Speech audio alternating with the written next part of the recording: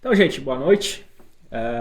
Hoje aqui para fazer uma palestra sem polêmica, né? Até falei na reunião de membros lá, cheguei assim, não, ó, palestra, se for palestrar em junho, vai ser Santo Antônio, vamos para a espiritualidade. Chega de polêmica, chega de falar mal dos esquerdistas, dos direitistas, da CNBB, aí, né? Não que eles não mereçam as críticas, mas, né? A gente tem que lembrar, de vez em quando a gente tem que fazer uma palestra um pouco mais espiritual, porque na verdade é isso que importa, né? Ou seja, como é que a minha alma se relaciona com Deus? E isso é o mais importante, né? Você veja que muitas vezes acontece claro, as pessoas se convertem e já começam a querer se aprofundar na questão da crise da igreja, né? Sem, digamos, um certo amadurecimento espiritual. E a pessoa começa a enlouquecer, ela começa a ser uma pessoa muito, como é que dizer, chata no mau sentido do negócio, né? O pessoal até fala, o Zé cruzadinha, não sei o quê. Ou seja, eles se tornam moralistas inconvenientes, né? E o que é isso? Isso aí é falta de espiritualidade. Porque quando você cresce um pouco na vida espiritual, você percebe que existem certas nuances, certas particularidades, que não é você ficar cagando regra para os outros que vai resolver o problema, né? O outro ele tem que aprender a verdade, ele tem que aplicar a verdade na sua vida, mas ele tem todo um processo, né? E quem melhor sabe a didática do processo para essa pessoa poder ir crescer na vida espiritual é o Espírito Santo. A gente tem que daí cooperar com o Espírito Santo. Por isso que para a gente não entrar num espírito de contenda, né, que São Paulo ele deixa muito bem claro, né, que é um espírito ruim, espírito de contenda, espírito de polêmica e tal. A gente tem que parar e meditar coisas mais profundas, senão a gente vai ficar na superficialidade e vai ficar, né, trocando soco sem chegar a lugar nenhum. Então, hoje, aqui, pelo menos hoje, no dia da gravação, 13 de junho, dia de Santo Antônio. Então hoje a palestra vai ser uma palestra de espiritualidade, né? Uma coisa mais leve, né? Para a gente ter os fundamentos. Então, o problema não é você causar uma polêmica ou causar uma contenda. O problema é o espírito de contenda e o espírito de polêmica, ou seja, você só querer trabalhar com essas armas, né? E a espiritualidade é que vai te dando clareza, a luz do Espírito Santo vai, conforme você vai crescendo na vida espiritual, te iluminando para saber, né? Ou para você pelo menos intuir qual é a melhor estratégia dependendo do caso. Tem aquela frase lá, né? Quem só sabe pregar, vê prego em tudo, né? Quem só sabe usar martelo, vê prego em tudo, né? Esse que é o problema.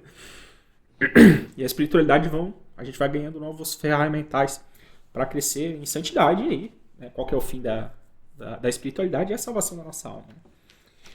Bom, a trezena de Santo Antônio, né? Então hoje eu vou fazer uma meditação numa trezena de Santo Antônio. Essa trezena, a gente há anos reza lá no trabalho, onde eu trabalho, a gente reza ela. Né? Faz um tempo que a gente não reza ela, porque a nossa capela teve uma espécie de alagamento. E aí a gente perdeu o material.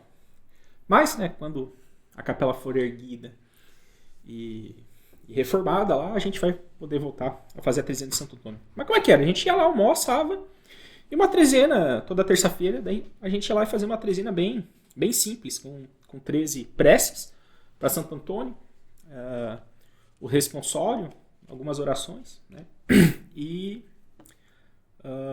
era isso. E assim a gente vai santificando o trabalho. Então essa novena que eu vou fazer aqui na palestra, né?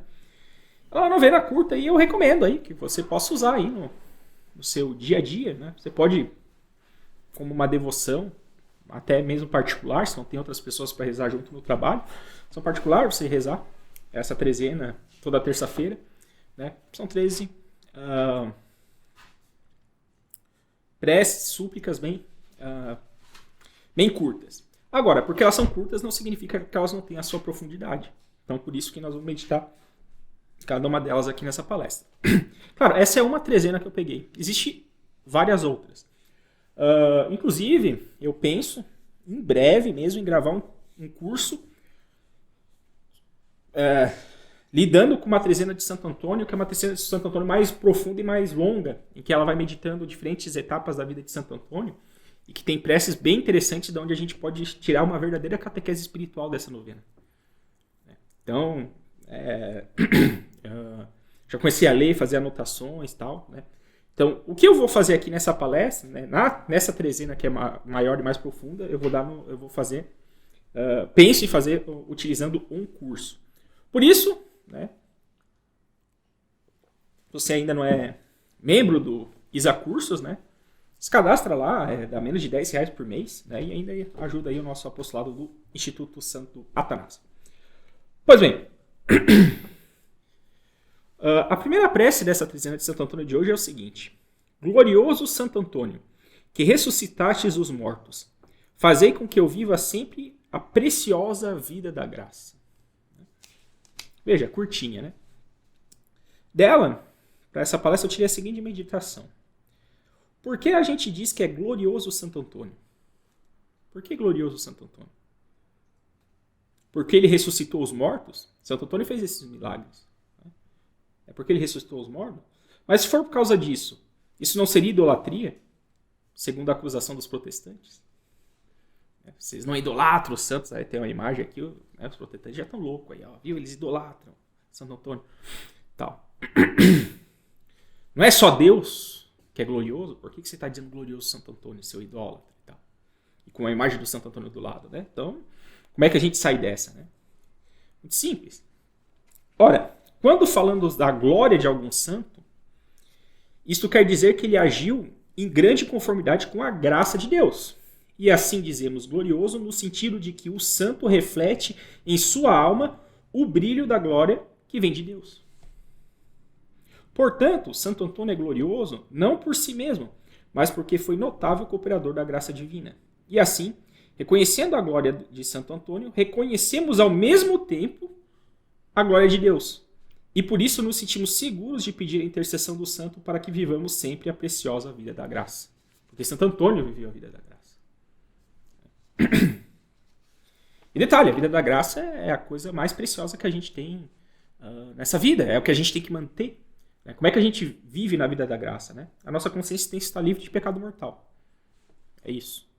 A gente tem que ser batizado, estar livre de pecado mortal na consciência. E praticar os nossos atos por amor a Deus, por uma razão sobrenatural. E assim a gente vai vivendo a vida da graça. É o que São Francisco de Sales chama no Filotea de devoção. Devoção é isso, você fazer atos sobrenaturais porque você está fazendo por amor a Deus, por alguma causa sobrenatural. Segunda prece. Bem-amado Santo Antônio, que curastes os doentes, dai-me saúde e servirei a Deus, cumprindo fielmente meus deveres cristãos. Então o que a gente pode dizer dessa meditação?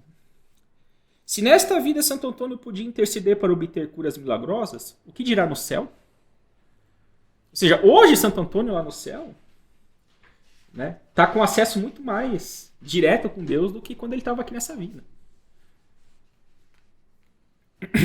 Mas para que pedimos a graça da saúde para este santo? Aqui vemos a importância do fim das coisas. Para nós cristãos, a saúde não é um fim em si mesmo. Não queremos a saúde pela saúde, só para ter bem-estar físico e psíquico. Nós pedimos saúde para podermos cumprir nossos deveres cristãos, ou seja, para sermos servidores de Deus. A nossa saúde também tem que ser ordenada a Deus. Né? E aqui vem um caso, um exemplo disso. Eu vou dar um exemplo de Nossa Senhora de Fátima. Esse episódio está aqui citado aqui nesse livro, História e Milagres de Fátima, porque é algo que a irmã Lúcia escreveu em suas memórias.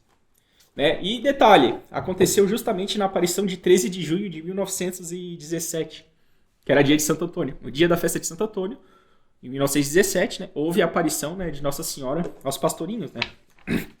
E como é que foi, né? O relato da irmã Lúcia dessa aparição. Depois de rezar o terço com Jacinto e o Francisco, e mais pessoas que estavam presentes, vimos de novo o reflexo da luz que se aproximava, a que chamávamos relâmpago. E em seguida Nossa Senhora sobre a carrasqueira, em tudo igual a maio. Vós, messê, que me quer? Perguntei. Aí Nossa Senhora vai responder: quero que venhais aqui no dia 13 do mês que vem, que rezeis o terço todos os dias e que aprendam a ler. Depois direi o que quero. Esse detalhe do que aprendam a ler é muito interessante, né? Você veja que o céu não gosta da burrice. Né? Vamos lá. Aí vai dizer... assim, ó, aí vai dizer a irmã Lúcia: pedir a cura de um doente. Então, a irmã Lúcia aproveitou essa aparição e pediu a cura do doente. Aí o que Nossa Senhora respondeu? Se converter, curar-se-á durante o ano. Ou seja, Nossa Senhora não chegou a ser, vai ficar... Não, se converter. De fato, o que adiantaria a pessoa ser curada para continuar uma vida de pecados? Também nossa saúde se ordena a Deus. Isso aqui é a consequência direta do primeiro mandamento. Nós temos que amar a Deus sobre todas as coisas. Então a nossa saúde tem que estar, em primeiro lugar, à disposição de Deus. É simples assim. Terceira prece. Virtuoso Santo Antônio, afastai para longe de mim todo vício e guiai-me no caminho da virtude cristã.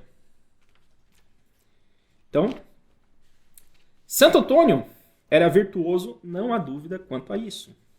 E nesta oração pedimos para que ele nos afaste do vício, que é o que se opõe à virtude, e que para isso nos guie no caminho da virtude cristã. Pois bem, aqui vem o grande X da questão dessa meditação. O que significa virtude cristã? Qual a diferença da virtude cristã para a virtude normal adquirida? Em épocas de... Porque hoje em dia todo mundo é... Né? Quem me conhece sabe que eu falo, né? O cara é gente boa, né? Sabe que eu falo muito irônico. Hoje todo mundo é gente boa, todo mundo é bom, né? Não, eu sou bom, eu não faço mal a ninguém. Tá todo mundo merecendo o céu, mas será que é assim mesmo? Será que essa virtude da pessoa ser boa e não fazer mal a ninguém é uma virtude cristã? Em épocas de ecumenismo nonsense, precisamos esclarecer que virtude cristã significa virtude católica, a qual só é obtida pela vida da graça, da qual eu falei anteriormente. Então, só tem virtude cristã quem está em estado de graça. Por quê? Porque na vida da graça, quem está na vida da graça tem o Espírito Santo habitando a sua alma. E o que o Espírito Santo faz na alma? Ele infunde suas virtudes, que são chamadas virtudes infusas. Então, as virtudes cristãs são as virtudes infusas, infundidas pelo Espírito Santo na alma do católico. Ou seja, de quem está em estado de graça. Dando caráter sobrenatural. E, portanto, purifica e eleva divinamente as virtudes humanas naturais, que são chamadas virtudes adquiridas. Então, existem as virtudes adquiridas, por exemplo, o ateu honesto. Vamos pegar esse exemplo. Tem um ateu honesto ali. O cara ali, que sei lá, ele ajuda na instituição de caridade, dá esmola e tal, ou seja, é uma pessoa honesta, né? Beleza, ele tem virtudes cristãs? Não. Não tem. Por quê? Porque ele não tem a fé, né? Ele é ateu, não acredita em Deus nem nada. Ele faz isso por amor meramente humano, filantropia. Então, mas e essas virtudes que ele tem? Essa generosidade, né, em doar, em ajudar e tal. Então, onde é que vem esse altruísmo? Né? Vem de uma virtude que ele adquiriu. Mas é uma virtude humana. Ela não te dá méritos diante de Deus, essa virtude. O que dá mérito são as virtudes infusas. Que é a virtude, que é o nosso agir animado por amor a Deus. O ateu não, por definição, o ateu não vai fazer um ato bom por amor a Deus. Ele não crê em Deus. Então, essa é a questão. E quem está em pecado mortal, ainda que fale Jesus, eu te amo, etc., ele está numa situação, objetivamente falando, de inimizade com Deus. Também seus atos, que podem até ser bons, humanamente falando, não vão ganhar méritos, a não ser que ele se confesse. Essa doutrina cristã, todo mundo deveria aprender na catequese, né? Mas ninguém ensina hoje em dia. Né? Hoje em dia todo mundo é cristão, a fraternidade e tal. Mas não é bem assim. Não é bem assim. Além dessa abordagem teológica e espiritual, podemos ainda fazer uma abordagem mais psicológico-teológica. Né? E aí vem, né, vou pegar um texto aí que escreveu uns tempos atrás o professor Carlos Noguet. Então, os 4 caracteres em que podemos dividir os homens, né, do professor Carlos Noguet. 1. Em um extremo está o virtuoso. Lembra que a prece é virtuoso Santo Antônio. Né? Então, Santo Antônio. Ou seja, aquele que não só se ordena ao verdadeiro fim último do homem, Deus, mas facilmente ou como que naturalmente não se desvia da ordem a ordem a ele por nenhum pecado mortal. E é capaz, além disso, de evitar muitos pecados veniais. O virtuoso, porém, só o é pela graça divina. Porque para você ser realmente virtuoso, você precisa estar em estado de graça. Porque na verdade não é você que é virtuoso, é o Espírito Santo que anima a sua alma com as virtudes infusas, aperfeiçoando as suas virtudes humanas e elevando ela, né, para a natureza divina. 2. No outro extremo está o intemperante, ou mais propriamente vicioso. Lembra da prece? Poderoso Santo Antônio, né? Afastai do vício. A gente pede nessa prece para afastar do vício. E que a gente trilhe. Por quê? Porque no outro extremo, o oposto da virtude é o vício. Então, no outro extremo está o intemperante, ou mais propriamente vicioso. Ou seja, aquele que já tomou por seu fim últimos prazeres, ou poder, ou dinheiro, etc. Ou seja, as coisas do mundo. Né? Embora enquanto a vida haja esperança, sobretudo pela graça divina, só muito dificilmente se corrige. Há a oportunidade dessa pessoa se converter, né, se corrigir, mas ela é tão apegada, né, aos seus vícios, que é justamente por amor aos vícios que ela despreza Deus. Esse é o problema do vicioso. Então é uma conversão muito difícil. Entre esses extremos há 2 intermediários. O continente. Ou seja, aquele que ainda não é virtuoso, mas tem a Deus por fim último. E mediante uma dura luta interior, às vezes malograda, não raro consegue conter-se de cometer pecado mortal. Ou seja, quem está na labuta aí. É a pessoa que se converteu e está na labuta. 2. O outro, o incontinente. Ou seja, aquele que, conquanto tenha por fim último a Deus e saiba o que é pecado, não é capaz de conter-se diante dos estímulos a seu vício e incorre constantemente em pecado mortal. Então esse aqui luta pouco. Né? Em ambos os casos, assim, é interessante, o incontinente ele luta pouco, mas ele sabe que está errado. Ele sabe que é um pecador, ele sabe que está errado. Já o vicioso não, né? O vicioso ele vai tentar justificar os pecados dele e vai querer que todo mundo haja igual a ele. Isso se vê muito na psicologia do pecado, digamos assim. Vai continuar o professor Nogueira. Em ambos os casos, há que contar com a graça divina para alcançar o estado de virtuoso, conquanto a situação do incontinência seja bem mais árdua. Este necessita radicalmente de direção espiritual sacerdotal. Porque ele não está conseguindo. O problema do incontinente é esse. Ele tem dificuldade de vencer os vícios. Então a direção espiritual pode ajudá-lo. Pois bem, vamos para a quarta prece. Amabilíssimo Santo Antônio, libertador dos condenados pela humana justiça. Livrai minha alma do pecado para que não caia na justiça divina. Aqui associamos Santo Antônio ao amor. E que, embora possamos ser alvo da injustiça humana, o que pedimos é que nos livre de pecar. Pois o amor supremo, o amor amabilíssimo, é o zelo pela salvação da alma. Vale dizer, acima da justiça humana está a justiça divina. E a justiça humana só é verdadeira justiça se estiver em conformidade com a divina. É a partir desse princípio que São Francisco de Sales diz em seu Filoteia. Se nos repreendem injustamente, oponhamos a verdade à calúnia, com muita paz e sossego. E se a calúnia ainda continua, permaneçamos nós em nossa humildade, depositando nossa honra e nossa alma nas mãos de Deus, com o que a conservaremos com muito mais seguranças. Ou seja, se sofremos injustiças humanas, não percamos a paz. Se a explicação e defesa não surtir efeito, permaneçamos tranquilos, pois o depósito de nossa confiança deve estar na justiça de Deus. Deus sabe a verdade. Esse conselho do São Francisco de Sales, ele é muito importante. Né? Que é isso? A pessoa vai lá e te pede uma explicação, ou te dá o direito de você se defender de uma acusação injusta. Você vai lá e dá a resposta. Você responde com a verdade. E a outra pessoa não acredita. E agora? Você vai implorar para que ela acredite? Não. O que importa é o que Deus sabe. Joga para a justiça divina. Esse é o conselho de São Francisco de Sales.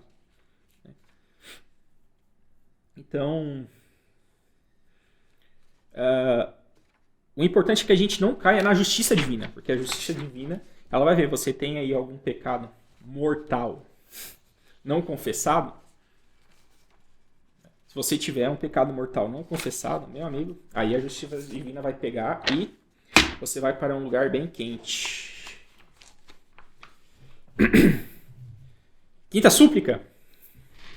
Poderoso Santo Antônio, que desde menino aprendestes a vencer o inimigo infernal, guardai e defendei minha alma das suas tentações. Aqui somos lembrados de que o católico é chamado ao combate espiritual, isto é, a lutar contra as potestades infernais. Santo Antônio, em sua infância, venceu o demônio, por isso dissemos que ele é poderoso. Porém, sua vitória só foi possível graças à graça de Deus. Santo Antônio rezou para poder vencer. O Santo Antônio ele estava rezando numa igreja de frente a uma imagem de Nossa Senhora. Aí apareceu o demônio num aspecto horrendo e tenebroso. E aí Santo Antônio fez o sinal da cruz no mármore. E expulsou o demônio dali. E até hoje está marcado o local onde o Santo Antônio fez esse sinal da cruz. Eu vou me aprofundar mais nisso quando fizer o curso sobre a trezena. Por isso, o verdadeiro poder só podemos obter mediante a oração. Ou seja, só poderemos ser verdadeiramente poderosos contra o demônio mediante a vida da graça. Nós, por nossas próprias forças humanas, nós não conseguimos vencer o demônio.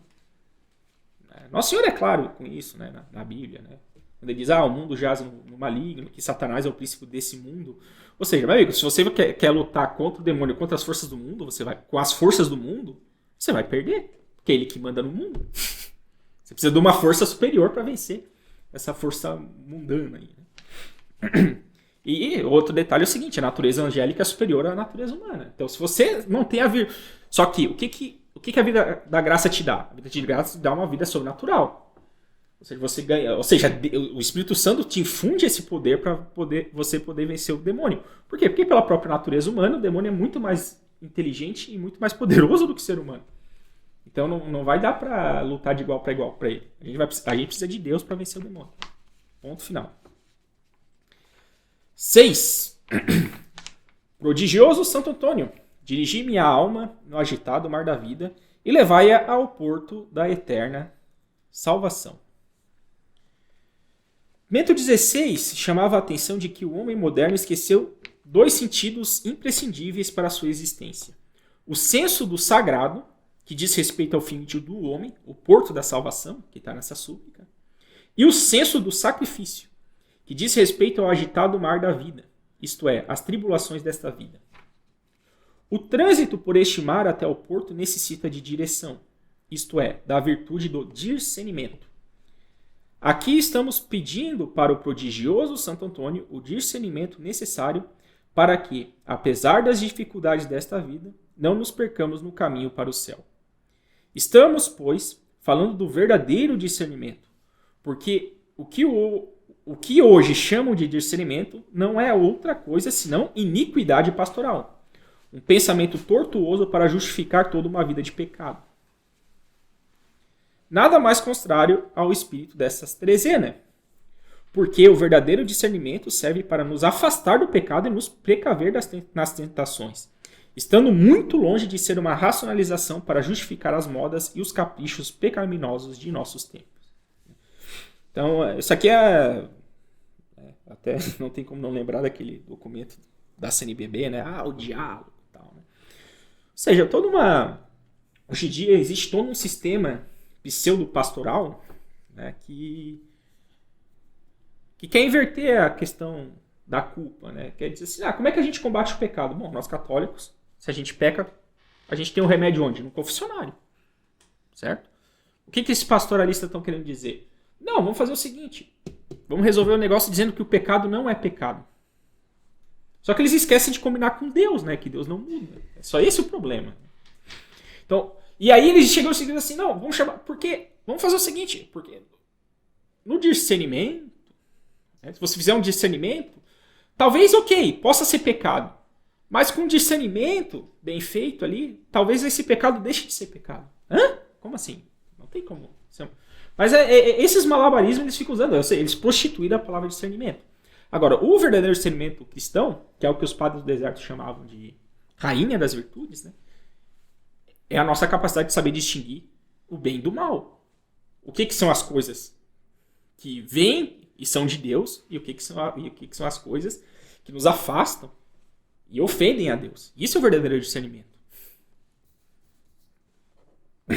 Então, né, prodigioso Santo Antônio, dirigir minha alma no agitado mar da vida. Então, que Santo Antônio nos ajude, né, para que Deus mande luz, né, para dar esse discernimento. Não esqueçamos, né, que um dos dons do Espírito Santo é o discernimento. 7. Bondoso Santo Antônio, sempre pronto em socorrer vossos devotos em suas dificuldades. Socorrei minha alma nas presentes necessidades. Bondade diz respeito a suporte, a auxílio. A ilusão do homem moderno é esperar o bem-estar nesta vida, por causa da sua concupiscência da carne e dos olhos. Justamente porque perdeu aquele sentido de sacrifício e do sagrado que mencionamos anteriormente.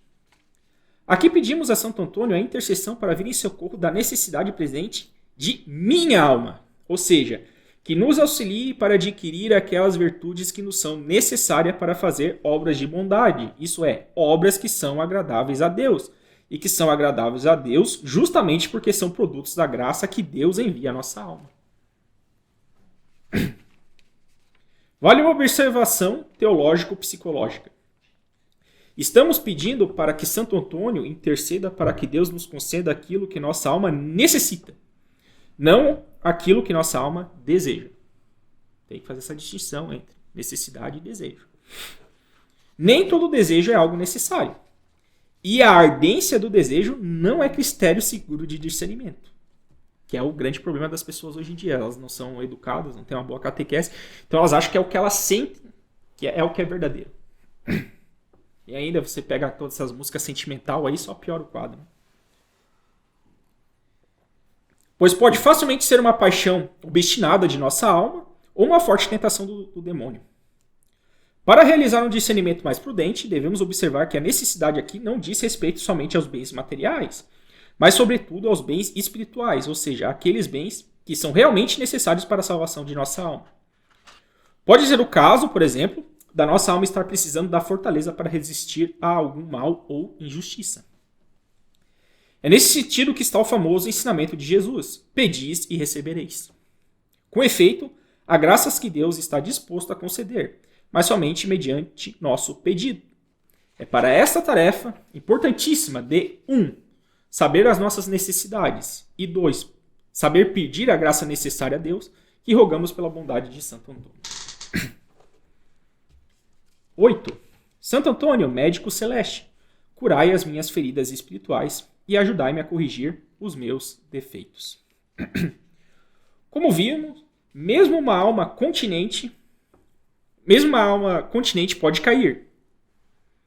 E, inclusive, uma alma virtuosa pode se afastar de Deus.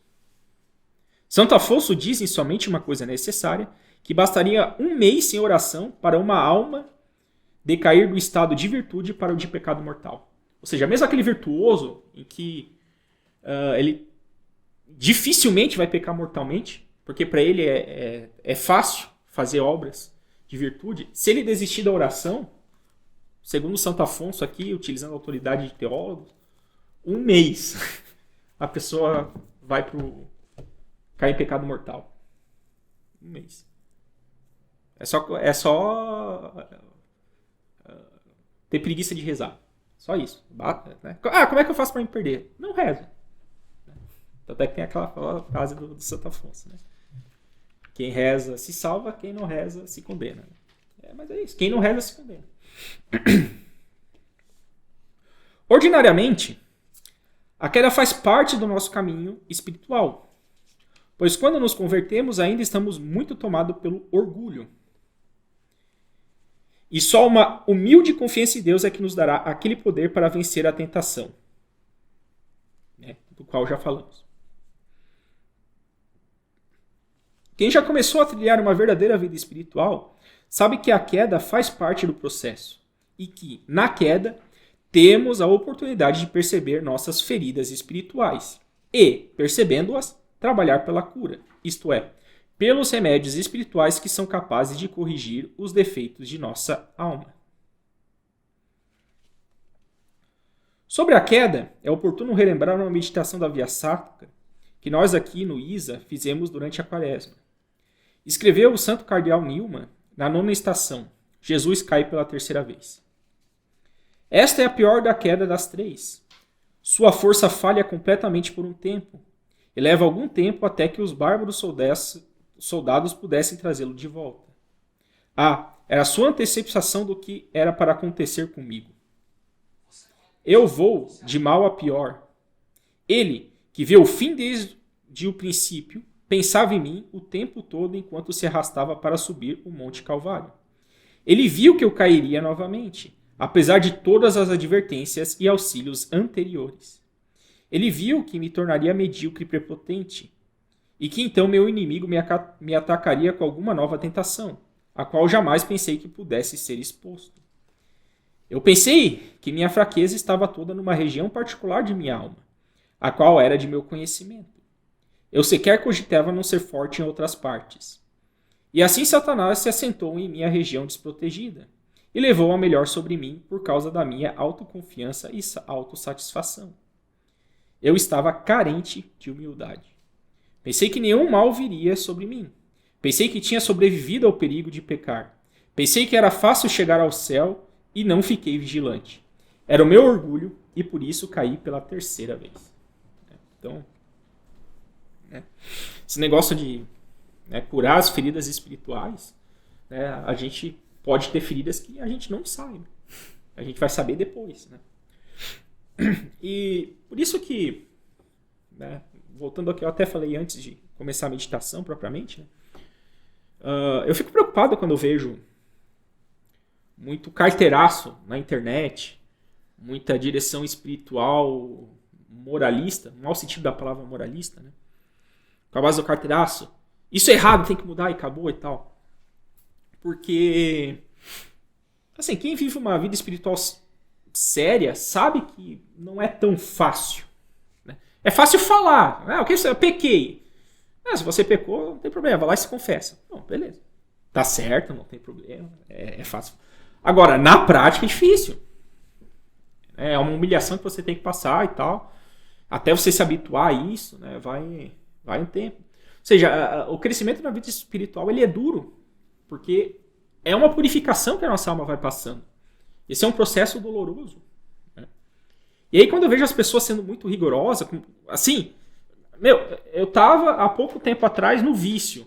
Não é do dia para a noite que eu vou chegar na virtude contrária àquele vício. Ou seja, eu tenho um problema, pegar o problema maior do homem do mundo moderno, eu tenho um problema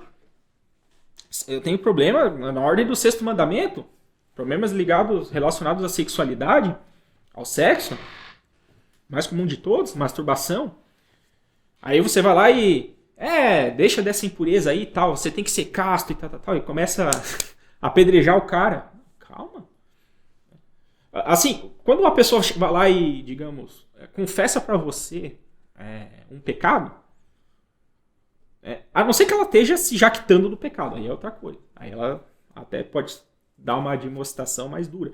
Mas, se a pessoa vem contra de um pecado, você não pode chegar e se fazer de escandaloso. Como isso é feio e tal. Amigo, a queda faz parte da vida espiritual. Você tem que animar essa alma, chegar assim, não, beleza, meu amigo, você caiu. Vamos lá, levanta aí, tô contigo, vamos lá de novo. A queda faz parte. Então, quem já passou por um processo de você vencer um vício, sabe que não é tão simples. E por isso não vai ficar cobrando de maneira exagerada os outros. Então, é muito preocupante aí o que eu vejo em alguns apostolados da internet. Assim, falta caridade mesmo. E até de se perguntar, qual que são os exercícios espiritual que esse pessoal está fazendo. Porque a caridade, ela ajuda no aperfeiçoamento da nossa alma, tá? A caridade. Não é crítica ao Concílio Vaticano II, crítica a isso, aquilo e tal. Isso é uma parte da questão das dificuldades que a gente, né, no agitado mar da vida que está acontecendo aqui, né, esses problemas de crise na igreja, eles existem. Tem que se alertar em relação a isso, etc. Mas não é isso que vai perdoar os teus pecados, não é isso que vai te fazer santo. O que vai te fazer santo é a caridade. É vida espiritual. Por isso que antes de começar a fazer uma cruzada na internet, eu realmente recomendo, né, que se aprofunde, né, assim, tira aí uns 2 anos só para ficar tratando da alma. Né? Se afasta um pouco do agitado mar da internet, né, e se coloca num porto mais seguro de direção espiritual e meditação. Né? Porque senão, querendo, digamos, a pretexto de querer corrigir o erro, você só vai piorar a situação da pessoa. Então, esse tato é importante ter. 9. Santo Antônio, consolador dos aflitos, obtém de mim paciência e fortaleza nos sofrimentos e tribulações da vida.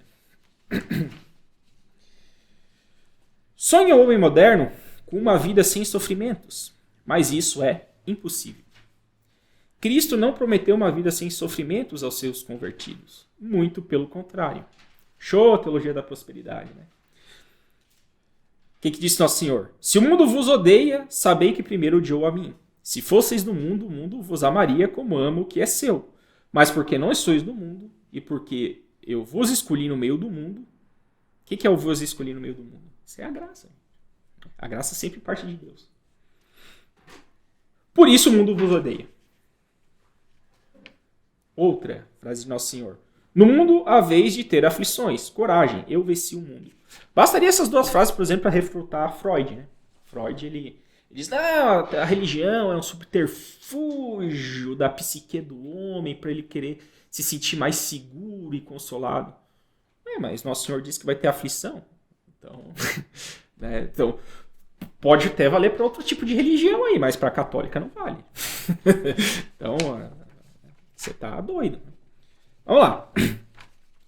Paciência e fortaleza são as virtudes que precisamos ter em mente quando sofremos tribulações.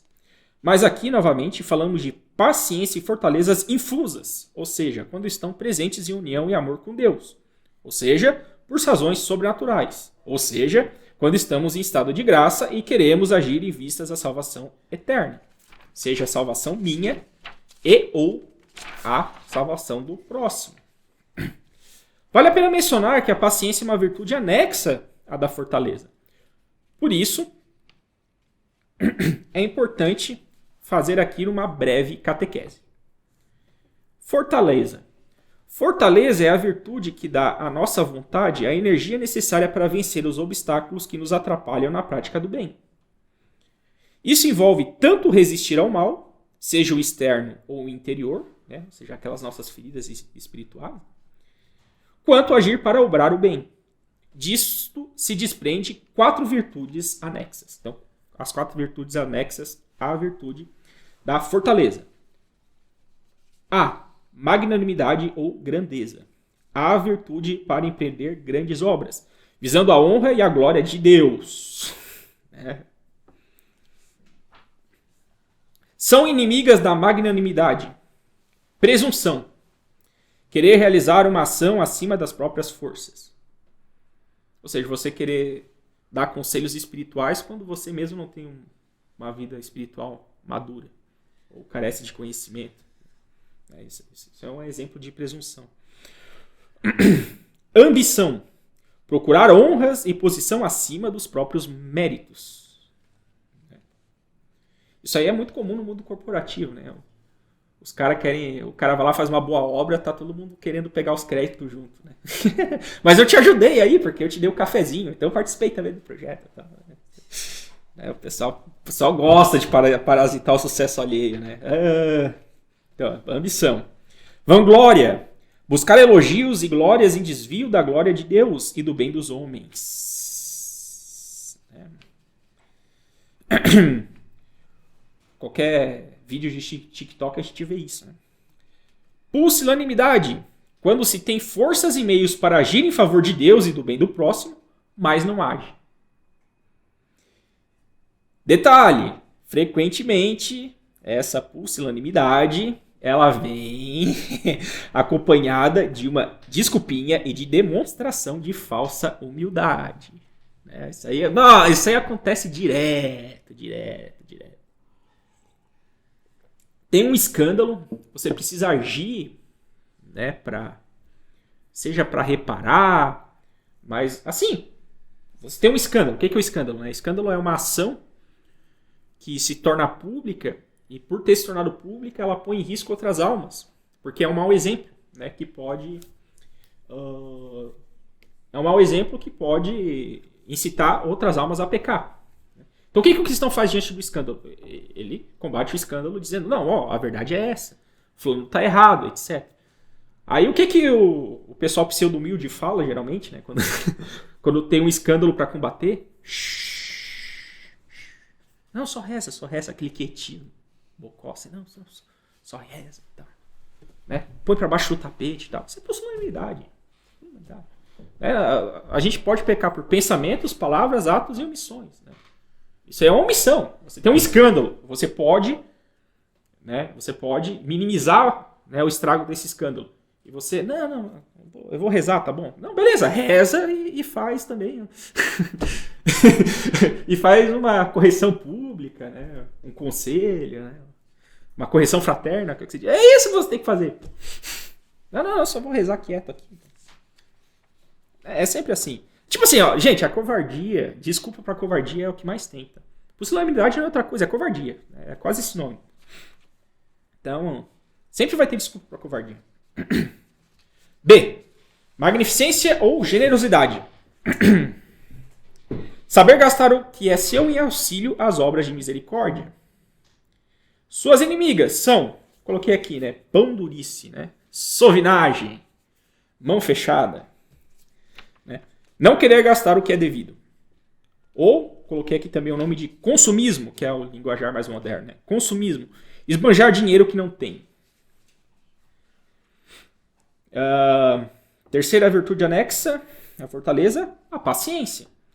A virtude de saber sofrer por amor a Deus. Por sua vez, ela se divide em duas virtudes. A. Constância. Paciência de esperar o tempo certo para adquirir o bem almejado, suportando as dificuldades externas e inesperadas. E B. Perseverança. Paciência para superar os medos e os cansaços de um longo empreendimento. Inimigos da paciência. Moleza. Fraqueza exagerada diante das dificuldades. E pertinácia. Obsessão de não ceder quando tudo indica que é o momento apropriado para parar.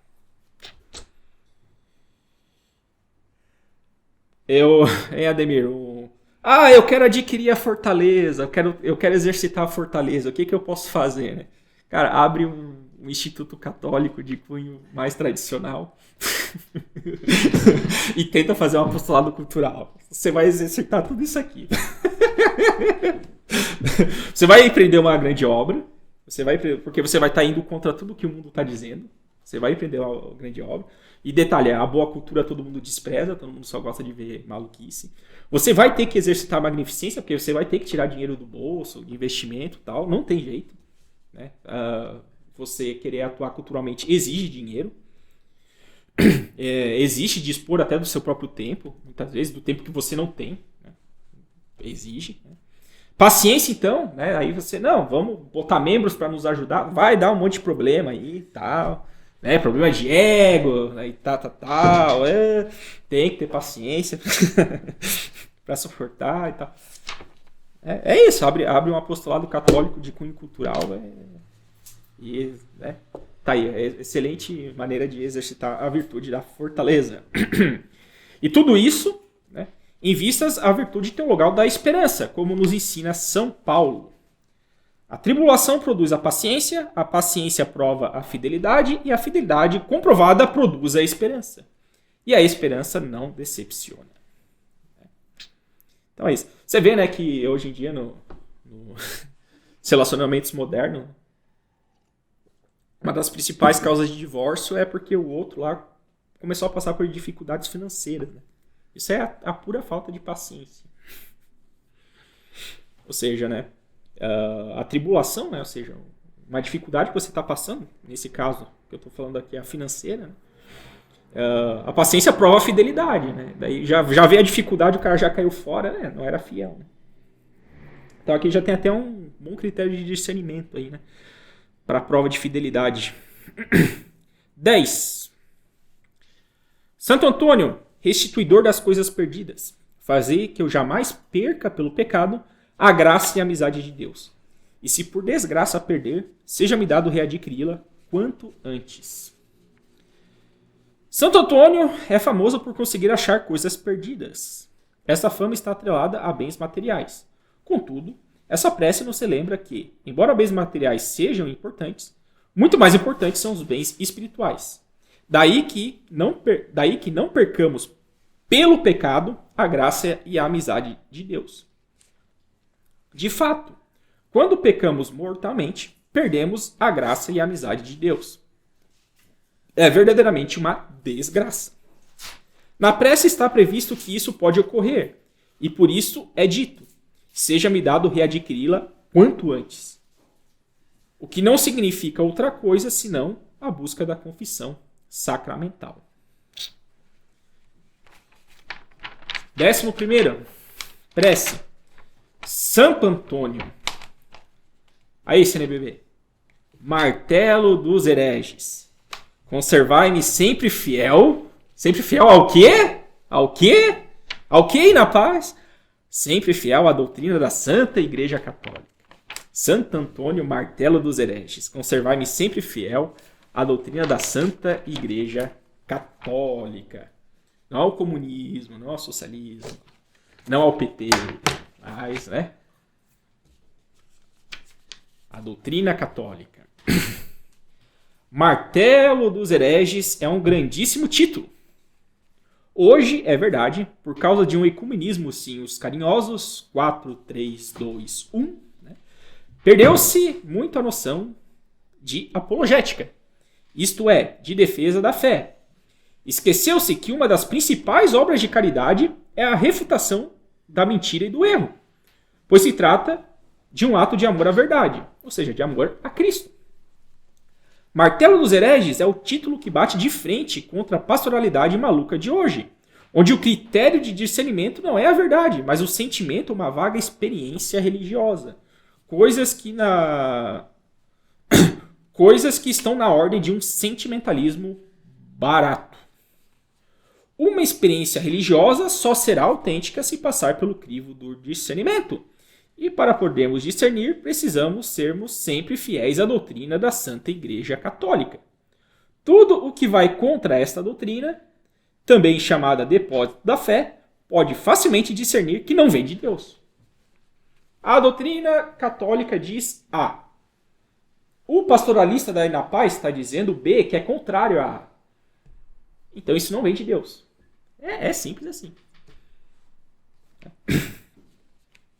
Deus diz que tal e tal coisa é pecado lá, os 10 mandamentos. O cara diz, não, mas aí depois do Freud não é mais pecado. Essa frase, depois de Freud não é mais pecado, não vem de Deus. É simples de discernir assim. Isso aqui é o tipo fácil de discernimento. Martelo dos hereges, enfim, é o título que acusa a iniquidade dos relativistas de hoje, que acham que a verdade muda com o tempo e que, eclesialmente, defende que a Igreja Católica deve adaptar-se ao mundo, ou seja, mudar sua doutrina para ser agradável às más inclinações dos homens.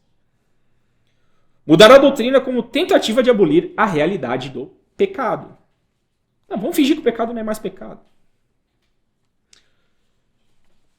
Observação. Uma das frases prediletas dos maus pastoralistas é a adaptação da citação bíblica. O Espírito sopra onde quer. Que é em referência a João, capítulo 8, versículo 3. Né? O versículo é: o vento sopra onde quer. Você ouve o barulho que ele faz, mas não sabe de onde vem, nem para onde vai. Assim é todo que é nascido do Espírito.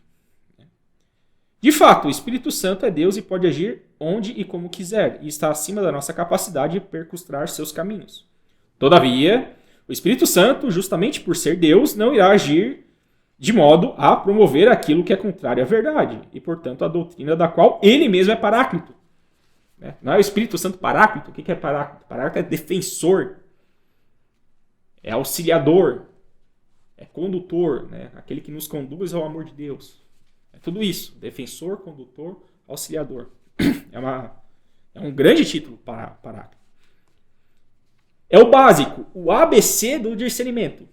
O pecado não vem de Deus. O empenho de soprar a favor do pecado, portanto, está em outro tipo de vento. Se é que vocês me entendem. Muito sutil, muito sutil. 12. Poderosíssimo Santo Antônio, por quem membros desligados do corpo, reúne-se recobrando vida. Reunir a igreja, seus membros separados pelo erro. Essa trezena aqui não é muito ecumênica, né? Vamos lá. Aqui estamos diante da eclesiologia de São Paulo, e portanto a verdadeira, onde a igreja representa o corpo, a alma batizada representa um membro deste corpo e Cristo representa a cabeça do corpo. Diz São Paulo em Romanos, capítulo 12, versículo 4 e 5. Pois como em um só corpo temos muitos membros e cada um dos nossos membros tem diferente função, assim nós, embora sejamos muitos, formamos um só corpo em Cristo, e cada um de nós é um membro um do outro. Ele, Cristo, é a cabeça do corpo da igreja. Ele é o princípio, o primogênito dentre os mortos, e por isso ele tem o primeiro lugar entre todas as coisas. Isso aqui na carta aos Colossenses. A alma, membro, ingressa no corpo através do batismo. Mas só o batismo não é suficiente. Esta alma também precisa da fé, ou seja, acreditar em tudo que a igreja acredita. Se a alma nega um só dogma de fé, ela cai em heresia e, neste estado, fica fora do corpo. Torna-se um membro amputado. E este membro, desligado do corpo, só recobra a vida se desistirem de seus erros heréticos e voltarem a crer integralmente na fé da Igreja Católica. Assim sendo, o que se pede nessa 12ª súplica é que Santo Antônio interceda pela conversão dos hereges, pois são os hereges os que, embora batizados, não têm a fé e, portanto, não estão ligados ao corpo que é a Igreja, cuja cabeça é Cristo. Vale observar que quem peca mortalmente, mas ainda detém a fé católica, isto é, sua inteligência aceita toda a revelação divina do depósito da fé, não se torna um membro amputado, como é o caso do herege.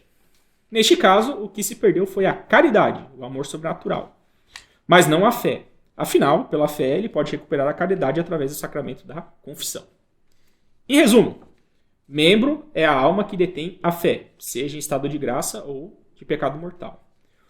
Corpo é a Igreja Católica. Cristo é a cabeça da Igreja. Herege é um membro amputado. Tem o batismo, mas não tem a fé. Último, 13º. Amantíssimo Santo Antônio, olhai as minhas necessidades. Fale a Deus por mim, vossa língua milagrosa, a fim de que me seja dado ficar consolado e atendido. Não esquecendo que, como ensina Santo Afonso em seu livro sobre a oração, temos aqui somente uma coisa necessária, Deus só atende os nossos pedidos se eles forem benéficos para a salvação de nossa alma. E que, além disso, o tempo de Deus não é o tempo do homem. E por isso, muitas vezes, é necessário exercitar a paciência até que nosso pedido seja atendido.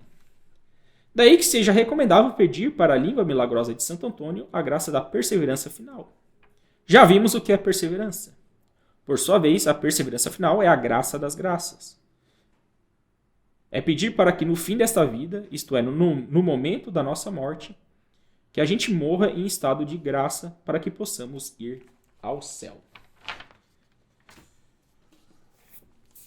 Então, tem essas 13 súplicas aí para poder rezar. Dá para tirar muitas outras meditações a respeito disso. Né? Esse texto aí vai estar Esse texto aqui vai estar lá na plataforma de membros, né? Para quem é membro vai estar disponível. Né? Quem quiser tanto a trezena quanto... A trezena acha fácil na internet, né? Mas quiser essas meditações que eu fiz, né? Vai estar lá por escrito.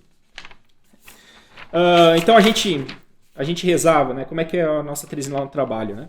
Então, a gente reza cada um, né? Ia rezando um, né? Tal. E para cada súplica, um Pai Nosso, uma Ave Maria e um Glória. Então você, 13 Pai Nossos, 13 Ave Maria e 13 Glórias. Depois, né, se reza o famoso Responsório de Santo Antônio. Né? Tem várias traduções e tal, né? Eu gosto desse aqui, ó. Se milagres tu procuras, pede logo a Santo Antônio, fogem dele as desventuras, erros, males e o demônio. Torna manso o iroso mar, das prisões quebra as correntes. Bens perdidos faz achar e dá saúde aos doentes. Aflições, perigos cedem ante a sua intercessão. Dons recebem, se lhe os pedem, o mancebo e o ancião. Em qualquer necessidade, presta auxílio soberano. De sua alta caridade, vale a voz dos paduanos. Aqui é interessante, né? O que é os paduanos? São os paduanos? Não, o paduano é o devoto de Santo Antônio. O devoto de Santo Antônio é, de algum modo, o paduano. Não? De sua alta caridade, vale a voz dos paduanos. Glória seja dada ao Pai, e ao Filho nosso bem, e ao Espírito Santo, por séculos sem fim. Amém. Antífona. Ó língua bendita, que sempre louvastes a Deus e o fizeste louvar pelos outros. Agora se vê claramente quantos méritos alcançastes perante Deus. Rogai por nós, Santo Antônio, para que sejamos dignos das promessas de Cristo. Oremos. Ó Deus, nós os suplicamos que a lembrança de Santo Antônio, vosso confessor e doutor, alegre vossa igreja, para que, fortalecida com os espirituais auxílios, mereça gozar as felicidades eternas. Amém. É interessante que o responsável de Santo Antônio, depois de passar por todas as meditações, ele ganhou um novo significado, né? Fogem deles desventuras, erros, males e o demônio. Torna manso o iroso mar, das prisões quebra as correntes. Bens perdidos faz achar e dá saúde aos doentes. Você veja, bens perdidos faz achar e dar saúde aos doentes. Claro, pode ser o bem material, pode ser a nossa saúde física, mas também diz respeito à saúde da alma, mas também diz respeito às virtudes, né, que a gente perdeu, né, que a gente possa recuperar ela através da confissão. Então, você ganha uma outra clave. Né? Aflições, perigos cedem ante a sua intercessão. Dons recebe, se lhe hospedem, ou recebe o ancião. Ou seja, né, a importância da gente rezar, né, porque ao fim e ao cabo a gente só vai vencer esse combate espiritual contra o demônio e conseguir a salvação eterna pela graça de Deus. Né? E os santos estão aí para nos ajudar nesse serviço através da intercessão.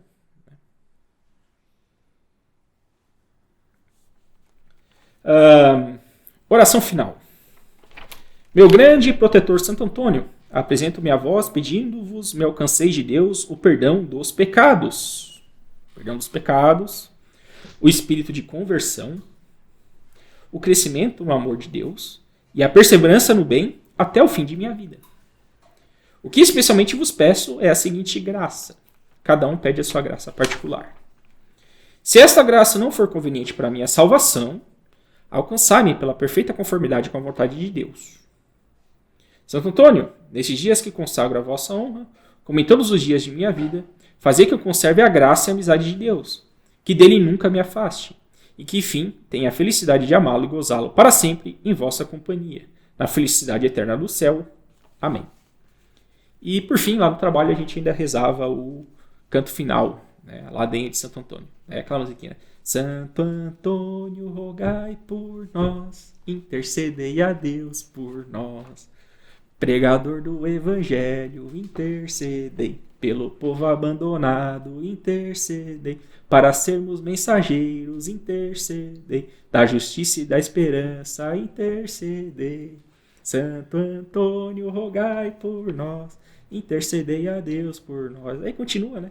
E aí a gente até saía mais feliz e vamos pro trabalho. É interessante porque quando a gente fez essa trezena, né? Então a gente primeiro começou com a trezena. Aí depois... Não, tinha a trezena e o responsório. Aí depois foi adicionado uma oração final. Uma pessoa diz, essa oração que bonita e tal. Daí a gente acrescentou a oração final. Eu assim, tem essa música aqui da ladainha de Santo Antônio, vamos começar a cantar? Daí, qual que é o ritmo? Tal. Até a gente teve um desenvolvimento orgânico da trezena de Santo Antônio lá no nosso trabalho. Né? E fica aqui a recomendação. Detalhe, gente, não quero me estender muito aqui na palestra, mas Santo Antônio nos concedeu muitas graças ao longo dessas devoções. Assim. Muitas graças mesmo. Vale a pena ser um paduano, ou seja, né, ser devoto deste grande santo. Bom, seria isso. E viva Cristo Rei!